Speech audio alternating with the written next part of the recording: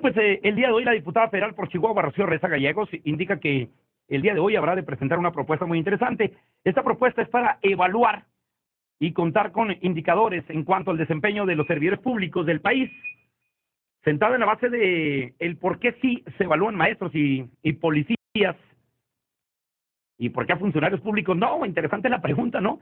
Y dice la diputada que trae un planteamiento muy serio que ha venido manejando desde hace 8 meses y ya está enlistado para presentar el día de hoy en la Cámara de los Diputados. En caso de que no se presentara hoy, sería por falta de tiempo, pero va a debatir este tema interesante. La tenemos en la línea telefónica a la diputada Rocío Reza, que le agradecemos que nos haya tomado la llamada. Diputada, ¿cómo le va? Buenas tardes. ¿Qué tal? Muy buenas tardes.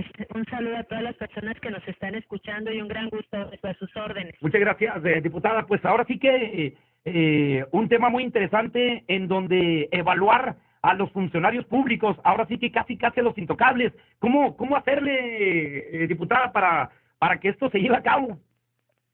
Mire, yo creo que es un tema muy importante en donde estamos, pues yo lo he trabajado, como bien lo comentó usted, hace aproximadamente un año, de recién inicio la legislatura, me hice un planteamiento en donde yo pienso que este país necesita urgentemente pues una mejor clase política. Es quienes toman las decisiones en todos los puntos del país y no hay quien los toque. Hay una percepción ciudadana de que existe una clase política privilegiada que nadie toca, que incluso pudiera vivir en la impunidad y que más allá se hacen planteamientos para evaluar a los maestros, para evaluar a los policías, y creo que es muy justo que hagamos lo propio en casa.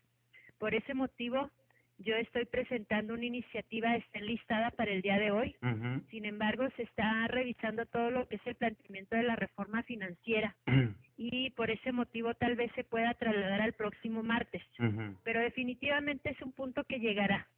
Es un tema que yo lo he llevado también a nombre de los diputados del grupo parlamentario del PAN, porque no lo he querido hacer a título personal. Obviamente es un tema que yo subo a tribuna, pero llevar el respaldo del grupo pues tiene mucho más peso. No, sí, perdón, diputada, ¿no irían los mismos diputados, los mismos partidos políticos? ¿Es un suicidio? Mire, yo pienso que hay muchos diputados que están conscientes de que es un paso que tenemos que dar, que es necesario, porque necesitamos acortar la distancia que hay entre gobernantes y ciudadanos. Yo creo que el balazo en el pie es más bien seguirle como estamos, pensar que no pasa nada y que la ciudadanía pues se vaya por una ruta distinta y que la clase política por otra, en donde este país pues sabemos que cada vez son mayores los problemas y necesitamos de una clase política más responsable. Ahora, ¿qué significa, perdón, diputada, qué significa? ¿Hay un vacío en la ley realmente cuando, por ejemplo, en el caso concreto de un diputado, cuando toma protesta, qué significa el tomar protesta? ¿Significa realmente ponerse a las órdenes de la ley? Porque dicen, prometo hacer y cumplir la ley, ¿no? Sí, hacer guardar la Constitución. O sea, es una parte, ¿cómo le quiero decir? Casi cerrada. Sí. En el sentido de cuando se toma protesta, sin embargo, pues vemos en la realidad que es otra. Pues es otra actuación. Entonces, pero no estamos hablando únicamente de los diputados. No, claro, es un ejemplo. Es toda la clase política. Claro. Estoy hablando de una evaluación al desempeño de los alcaldes, de gobernadores, del mismo presidente de la República, de los propios diputados locales, federales, de los senadores, incluso de los regidores, porque va el ayuntamiento completo. Y bueno, pues el primer paso que se dará es que darle facultades al Congreso. Es una reforma constitucional al artículo 73 para darle reformas al Congreso para que legisle en la materia. Posteriormente tendremos 6 meses para presentar la ley al Sistema Nacional de Evaluación al desempeño de los servidores públicos de elección popular. Correcto. Porque sí es importante decir que los funcionarios públicos en general, sobre todo en el ámbito federal, se encuentran muy acotados y hay lo que es el servicio profesional de carrera, en donde se les evalúa, en donde pues hay una serie de requisitos para poder ingresar al gobierno federal a determinado puesto, pero quien nadie toca es la parte de quien toma las decisiones en este país, que son pues todas estas que comento, ¿verdad? Gobernadores, alcaldes, diputados, senadores, y bueno, pues yo creo que ha llegado el momento en que se nos evalúe. Yo creo que es muy justo que si se evalúa al maestro, si se evalúa a los policías, si se evalúa, bueno, pues demos una muestra y que se evalúe también el desempeño de quienes estamos ejerciendo un cargo de elección popular. Miren, no es nada menor lo que se plantea, por ejemplo, de un alcalde que luego vaya a hacer promesas de campaña y no las cumple. hasta los firma ante notario, y a la hora de estar en su cargo, pues se los pasa por el arco del triunfo. Yo creo que esas son las cosas que van alejando a la propia sociedad, donde ya la gente no cree en nada, en absolutamente nadie, y eso no le hace bien al país.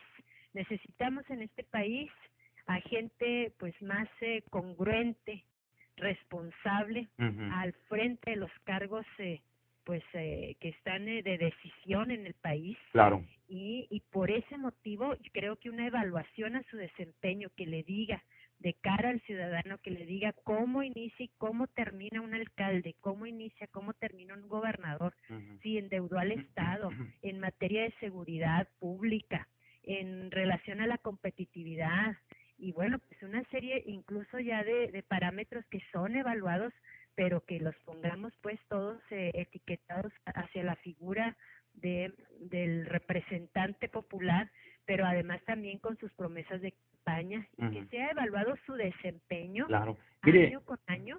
Yo creo que eso sería un gran... Mire, diputada, seguramente usted, que está muy de cerca, por supuesto, ahí en el Congreso, y ustedes mismos saben quiénes son los que no van, no se presentan a las sesiones de cuando son en la Cámara de Diputados. Vemos, por ejemplo, en Camargo, tenemos el caso en Camargo, concretamente, por ejemplo, regidores que no se presentan. Tenemos el caso de un regidor que tiene 7 faltas en este año, 7 diputadas, y luego aparte acaban de aprobar un reglamento, pero acuérdense que el reglamento no está por encima de la ley. Entonces acaban de aprobar un reglamento en donde pues pero va a ser para el próximo año, en donde el próximo año el regidor que llega a faltar pues le van a descontar el día. Entonces, vacíos de estos en la ley, que la verdad ojalá que la aprueben. Esto, sobre todo, evaluar a los servidores públicos, pero sobre todo a los de elección popular. Es correcto, eso así será. Y bueno, pues sí, usted me está comentando de casos concretos de regidores en donde mínimamente debe de cumplir con su asistencia, digo, ni eso. Y eso es un parámetro muy fácil de evaluar. Entonces, son de las cuestiones, porque también es un tema muy complicado, Beto, por ejemplo, el asunto de las sanciones, porque yo sé que esto lo vamos a someter a consulta en el país. Ya lo he hecho yo con organizaciones de la sociedad civil, pero estos 6 meses será de consulta amplia a través de los medios de comunicación, porque ustedes son muy importantes para poder penetrar el mensaje al ciudadano, a través de organizaciones de la sociedad civil, para que nos digan cómo quieren evaluar a los políticos en México. Sin embargo, el asunto de sanciones que le comentaba ahorita, no podemos contravenir al tema de la elección que llega mediante un voto popular. Esa parte nosotros no podemos contravenir a ello. ¿Sí me explico? Entonces, de inicio será un instrumento para la sociedad, para que se dé cuenta el resultado de quien está al frente ejerciendo un cargo a quien le otorgó su voto. Esa es una parte. La otra es que será remitido a la ley de responsabilidades.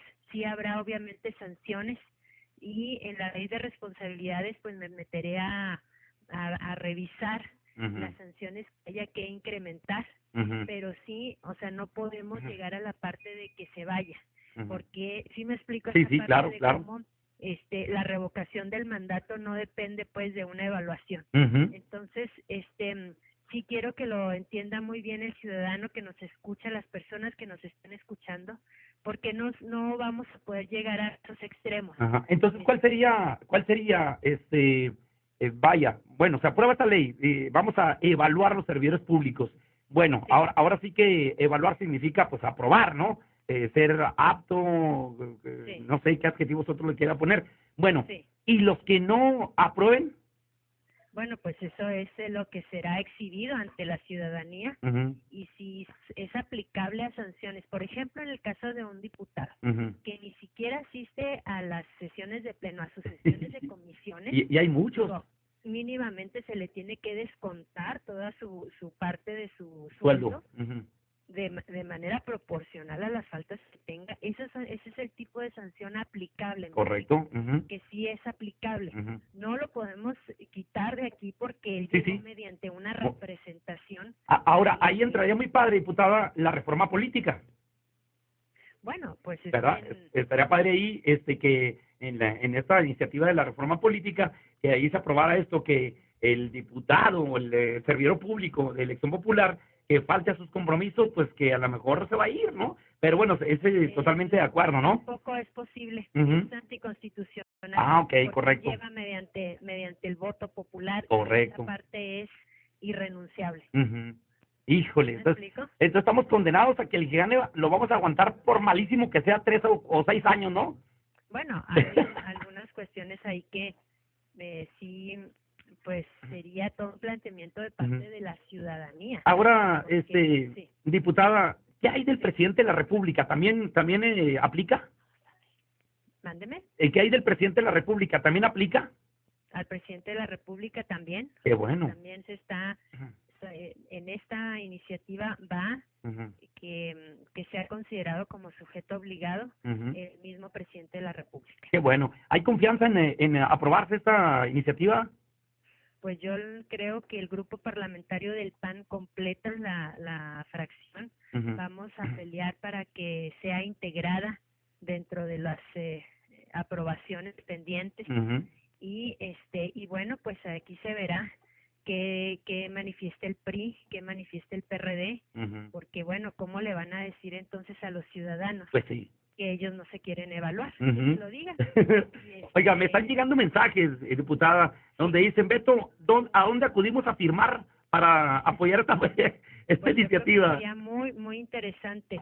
Si nos ayudan con sus firmas, eso sería muy importante para poder empujar para que el resto de los partidos políticos pues no nos vayan a votar en contra de esta iniciativa.